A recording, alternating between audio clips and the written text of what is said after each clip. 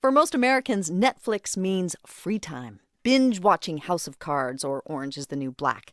In Silicon Valley, Netflix is best known as a company where hard work is irrelevant. Steve Henn from our Planet Money podcast has the story of one woman who helped build a workplace that doesn't track what you put into your job, but instead what you create. Patty McCord started at Netflix in the early days. The office furniture was card tables. They were sending DVDs through the mail. And the thing that made Patty really rethink what a job should be, how the workplace should work, happened when the dot-com bubble burst and they had to fire a bunch of people. So we laid off a third of the company. A third. We were only 120 people or so, but still it's 1, 2, 3, 1, 2, 3. They fired movie reviewers and engineers.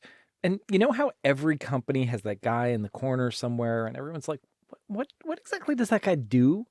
That guy, he was gone. And at first, it felt bad. But then weirdly, it felt good. Bill Kuntz was an engineer there at the time. And he says they just got more done. We have to. We have no choice. So now we've got double the reason to do it. So let's go, y'all. Was that fun? Oh, yeah.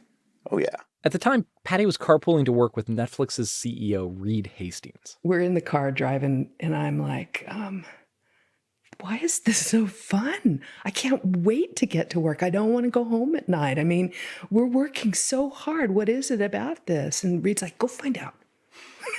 Let's find out. Let's find out. Let's write it down. So Patty did. Over the next few years, she put together this slide deck, like a PowerPoint presentation, that weirdly goes viral. Today, it's been viewed 12 million times. Sheryl Sandberg, the COO at Facebook, once called it one of the most important documents to come out of Silicon Valley. And the slides are surprising. One says, hard work, not relevant. Today, Netflix offers unlimited vacation time, high salaries. This company doesn't care how long you're in the office, but they do care about what you produce. And you have to produce.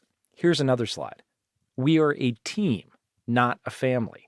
We are a pro sports team, not a kids' recreational team. Netflix fires people, even hardworking people. Patty remembers one worker who did product testing. She was great, but she lost her job to automation. And this worker was super upset. So I called her up. I'm like, what part of this is a surprise? She said, well, I'm like, we've been talking about this as a strategy for years. I've sat next to you. I mean, we've talked about this. And she goes, yeah, but, I've worked really hard. This is really unfair. I'm like, and you're crying? She's like, yeah. I'm like, will you dry your tears and hold your head up and go be from Netflix?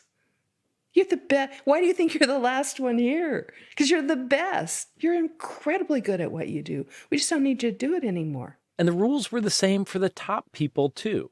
When Netflix changed strategies around streaming videos, they let go an entire team of engineers who basically had helped build the company. Today, Patty calls herself the queen of the good goodbye. How many people do you think you have fired? Oh, I would really like to remove that word from our vocabulary. It's like, we don't shoot people. Okay. What word do you like? Severed is no less pleasant than fired. No, you just move on. How many people have you moved on? Oh, hundreds. I talked to a lot of former employees who were okay with this deal. I mean, after all, Netflix pays well. But some talked about a culture of fear, always being worried about being fired. Patty says the company's culture is a big reason for its success. She says it keeps Netflix lean and nimble. So when DVDs are no longer a thing, Netflix mastered streaming. When Hollywood raised prices on movies and TV shows, Netflix created House of Cards. Yet, eventually, this lean, nimble machine Patty McCord helped create, it reached up and got her. A few years ago, Patty backed a disastrous plan to split Netflix into two companies, one for DVDs and one for streaming. Customers would have to pay more, and many just hated it. 800,000 canceled their subscriptions. It was front page news. I'd read that stuff and then I'd go throw up. It was a hard time. It was so hard. Patty took a lot of the blame, and that year, she was asked to move on. She still doesn't like to talk about it. She said leaving was painful and awful and sad. Because no matter what those slides she helped write say, the people who built Netflix with Patty McCord still feel like her family, even though really, they're a team. And Patty has been cut. Steve Henn, NPR News, Silicon Valley.